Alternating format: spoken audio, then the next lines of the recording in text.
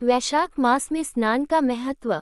एक राजा था, वह वैशाख माह में प्रतिदिन ब्रह्म मुहूर्त में उठकर गंगा जी में स्नान करता था। राजा का आदेश था कि मुझसे पहले गंगा जी में कोई भी स्नान नहीं करेगा। राजा जब गंगा जी में स्नान करने जाते तो उन्हें प्रतिदिन शांत जल के स्थान पर हिलता हुआ हलचल युक्त जल दिखाई देता था, तो राजा को संदेह होता था कि निश्चय ही मुझसे पहले कोई प्रतिदिन गंगा जी में स्नान करता है। अतः राजा ने नदी के तट पर पहरेदार बिठा दिए। गंगा जी के तट पर एक वृक्ष था, उस पर एक बंदरिया रहती थी। वह प्रतिदिन राजा के स्नान करने से पूर्व स्नान करके वृक्ष पर चढ़कर बैठ जाती थी। इस प्रकार होते होते पूरा वैशाख माह व्यतीत हो गया, किंतु अंतिम दिन राजा के सिपाही ने देख लिया और उस बंदरिया को पकड़कर राजा के पास ले गए और कहा कि यह बंदरिया आपसे पूर्व प्रतिदिन गंगा जी में स्नान करती है। उधर राजा की प्रतिज्ञा थी कि यदि कोई भी स्त्री मुझसे पूर्व स्नान करती होगी तो मैं उससे विवाह कर लूंगा। इसलिए राजा को बांदरी के साथ विवाह करना ही पड़ा। वैशाख स्नान के पुण्य से बंदरी के गर्भ ठहर गया। 9 मास पूर्ण होने पर बंदरी ने राजा से पूछा कि शिशु जन्म के समय मुझे क्या करना चाहिए। तब राजा ने महल में एक घंटी लगवा दी और बंदरी से कहा कि जब तुम्हें दर्द हो तो उसे बजा देना, मैं संपूर्ण प्रबंध कर दूंगा। राजा की अन्य रानियां भी थीं, उनकी कोई संतान नहीं थी। बांदरी को गर्भ है ये समाचार जानकर अन्य रानियां मन ही मन बांदरी से ईर्ष्या करने लगी और भावी संतान का नाश करने हेतु विभिन्न योजनाएं बनाने लगी। घंटी लगी देखकर एक रानी ने बंदरी से इसका कारण पूछा। बंदरी ने संपूर्ण वृतांत बता दिया। रानी ने बहकाया कि एक बार घंटी बजाकर तो देख ले कि राजा आते हैं या नहीं। बंदरी ने घंटी बजाई तो राजा दौड़े दौड़े महल में आए और घंटी बजाने का कारण पूछा। इस पर बंदरी ने उत्तर दिया कि मैंने तो रानियों के कहने पर घंटी बजाई थी। तब रानियों ने राजा से कहा कि यह तो पशु और न जाने कितनी बार घंटी बजाएगी। इस प्रकार कहकर उन्होंने घंटी को हटवा दिया। कुछ दिनों बाद बंदरी के शिशु जन्म का समय आया तो उसने अन्य रानियों से पूछा कि मैं क्या करूं। तब रानी ने कहा कि तुम आंखों पर पट्टी बांधकर सो जाओ। बंदरी के वैशाख माह के स्नान के पुण्य प्रताप के रूप में एक सुंदर पुत्र हुआ। शिशु के जन्म होते ही उसके रोने से पूर्व ही रानियों ने उसे एक टोकरी में रखकर दासी को दे दिया और आदेश दिया कि इसे नदी में बहा कर आओ और उस शिशु के स्थान पर एक पत्थर रख दिया। राजा को भी कहलवा दिया कि बंदरी ने एक पत्थर को जन्म दिया। राजा ने सुना तो उन्होंने भी संतोष कर लिया है कि जब दूसरी रानियों की संतान नहीं है तो ये तो बंदरी है, इसके क्या संतान होगी। उधर दासी ने उस सुंदर शिशु को नदी में न बहाकर कुम्हार के खंडर में रख दिया। दूसरे दिन कुम्हार कुम्हारिन खंडर में आए तो वहां एक सुंदर शिशु को रोते हुए देखा। कुम्हार कुम्हारिन भी निसंतान थे। उन्होंने उस शिशु को अपने लिए भेजी गई भगवान की भेंट माना और बड़े प्रेम से शिशु का पालन पोषण करने लगे। कुछ बड़ा होने पर बालक को ये ज्ञात हुआ कि वह रानी बंदरी का पुत्र है जिसको रानियों ने मरवाना चाहा था।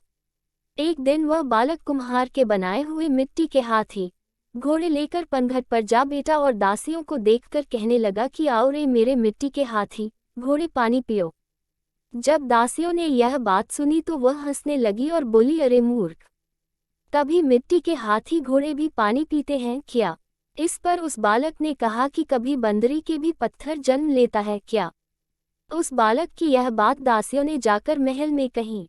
तब रानियों ने दूसरे दिन विष मिलाकर लड्डू भेज दिए। ईश्वर की कृपा से लड्डू गोंद और बादाम के हो गए और उन लड्डू को खाने से उस लड़के की मृत्यु नहीं हुई। ये समाचार दासी ने रानी को कहा और रानी ने राजा से कहकर कुम्हार को देश निकाला दिलवा दिया। कुम्हार वन में रहने लगा। तत्पश्चात अगले वर्ष चित्र माह में माता गंगौर के पूजन का दिन आया तो वह बंदरी का पुत्र 108 करवे और 108 गोली लेकर तथा घड़े में पानी भरकर बगीचे के बाहर बैठ गया। उधर राजा की और साहूकार की पुत्रियां गंगौर बनाने के लिए मिट्टी लेने के लिए आई तथा बगीचे में खेलने और झूलने लगी। इस कारण कुछ समय बाद उन्हें प्यास लगी तब उन्होंने उस बंदरी के पुत्र से जल पिलाने के लिए कहा। तो उस बालक ने उत्तर दिया कि मेरे पास एक गोली है, उसे खाते जाओ और मेरी चारों ओर फेरे लगाती जाओ, तब मैं तुम्हें जल पिलाऊंगा। इस पर पहले तो कन्याओं ने मना किया, किंतु प्यास तीव्र होने के कारण मान गई। इस प्रकार गोली खाने और उस युवक के साथ फेरे लेने से वह गर्भवती हो गई। बाद में जब उनके माता पिता को ये ज्ञात हुआ तो वह सभी कुम्हार के पास आए और संपूर्ण वृतांत सुनाया तथा कहा कि तेरे पुत्र ने हमारी कन्याओं से विवाह किया है, अब तुम्हें इन्हें अपने पास रखना होगा। तब कुमार ने निर्धन होने के कारण असमर्थता व्यक्त की। 2 कन्याओं के माता पिता ने बहुत सारा धन देकर अपनी कन्याओं को कुम्हार के घर विदा किया और कुमार के घर 108 बहुएं आ गई और कालांतर में उनके 108 ही पोते हो गए। कुम्हार ने समस्त नगरी को भोजन हेतु निमंत्रण दिया और राजा को भी बुलवा दिया। राजा के यहाँ से रानी बंदरी के अतिरिक्त सब भोजन हेतु पधारे। तब राजकुमार राजा की आज्ञा लेकर बंदरी को लेने रथ पालकी लेकर गया और लाकर सभा में सबसे ऊंचे स्वर्ण आसन पर बिठाया। राजकुमार ने अपनी सभी पत्नियों को समझा दिया था कि बंदरी मुझे जन्म देने वाली माता है। एक एक बहू रानी बंदरी के चरण स्पर्श करती गई और एक एक सोने का सिक्का और पोते को गोद में देती गई। जब राजा और अन्य रानियों ने ये सब देखा तो कुम्हार के पुत्र से इसका कारण पूछा।